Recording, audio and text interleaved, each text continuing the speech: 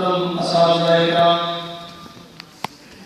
प्यारे भाइयों और इन भाइयों की बहनों, अस्सलाम वालेकुम।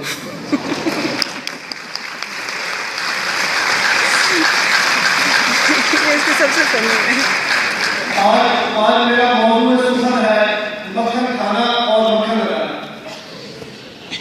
तो करता है खुशामद भी बड़े रोग से अनवर, करता है खुशामद भी बड़े रोग से अनवर, मक्खन भी लगाए तो लगाता है छुरी से।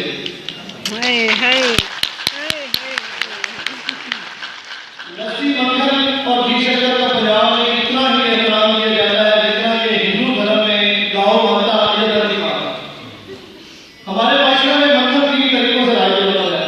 एक तो मक्खन खाने में इस्तेमाल होता है, दूसरा लगाने में, और जो सबसे अजीब सा तरीका हमारे पंजाब में है वो बतौर नाम भी मसाला है। तो मक्खन नाम के फवायद तो बहुत से हैं, लेकिन इनके नुकसान सिर्फ और सिर्फ शादी की बात है। ये पंजाब है, पंजाबी कल्चर में हमारी खवातीन अपने खामिद मोहतरम का नाम लेने में हिचकिचाती हैं। तो जब भी लस्सी में मक्खन देती है कहते हैं देखो देखो लस्सी में तो मुन्ने के पता है।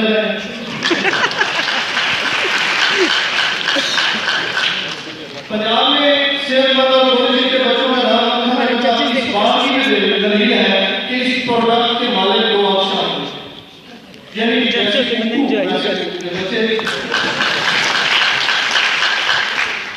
पहलवानों को भूख ना भी लगी हो, ये मक्खन खाने के बहुत मजे होते हैं, इनको भूख ना भी लगी हो तो मक्खन देख के इलाज करती है।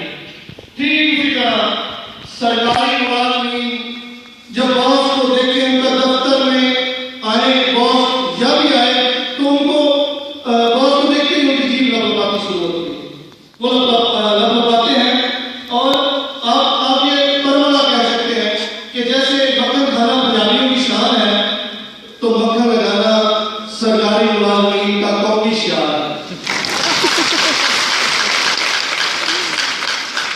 जनाब वाला मक्खन लगाने वाले जो मुकद्दस अफराद हैं, इनको उर्फ़े आम में चमचा कहते हैं।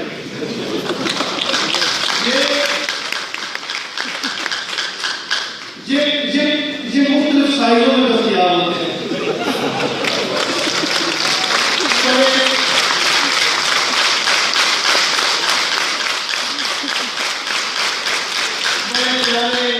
मेहनती और इंतहाई ताकतवर अफराद का गिरोह है।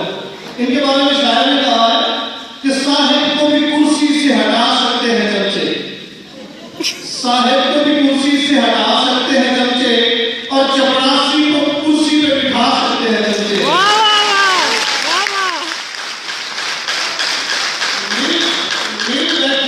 मिल बैठे अगर ये इन्हें यकिया न समझना कि चमचों को भी चमचों से लड़ा सकते हैं।